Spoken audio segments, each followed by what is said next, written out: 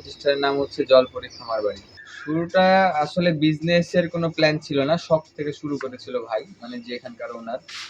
১৫০ টাকা থেকে শুরু করেছিল আর কি। একটা আহ, ছোট অ্যাকুরিয়াম নিয়েছিল, নিয়ে ওখান থেকে আহ, ২-৪টা মাছ কিনে, তারপরে তারপরে হচ্ছে ভালো লাগে না, মরে গেছে, তারপরে আবার আরো কিনেছে, ওইগুলো নিয়ে ভালো লাগে না, না আরো এরকম করতে করতে তার ছাদে গোটাটা চারি আর অ্যাকুরিয়ামে ভর্তি হয়ে গেছিল। মানে এত বড় খামার, প্রায় এখানে ধরেন আপনার ৬০ লাখ টাকা মতো খরচ করার পরে এমন যতগুলা দেখছেন, ট্যাঙ্ক দেখছেন, সবগুলা নেই আপনার বিভিন্ন প্রজাতির মাছ ছিল। এখন তো লিমিটেড কিছু দেখা যাচ্ছে, 10টা বা 15 প্রজাতির মাছ। তো এক সময় কি হলো যে মাছ বিক্রি করবে না, কিন্তু প্রায় ৬০ লাখ টাকা খরচ এখানে।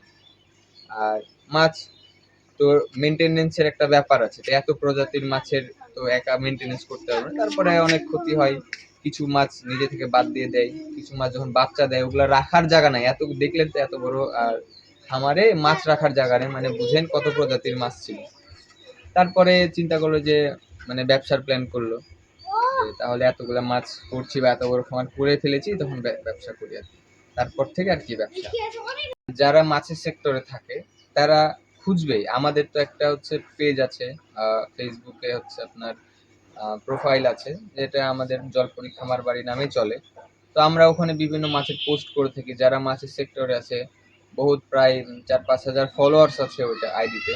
তো তারা আর কি জানে যে হ্যাঁ অমুক জায়গায় অমুক খামার আছে, তারা হচ্ছে অর্ডার করে, আমরা সেই মোতাবেক বিভিন্ন জেলাতে মাছ পাঠাই।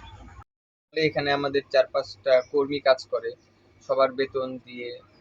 এই যে একটা এত বড় খামারের মেইনটেনেন্স আছে, কারেন্টের খরচ আছে বা আদার্স খরচ আছে, সব মিলিয়ে আর কি হয়ে যায়।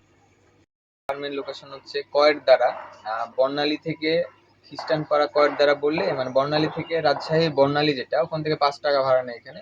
কয়েরদারাতে এসে যে যে কাউকে বললেই দেখাই দিবে, বা আমাদের কন্ট্যাক্ট নাম্বার দেওয়া হবে, আপনি দেখে নিয়ে ওখান থেকে ফোন দিলে আমরা আপনাদেরকে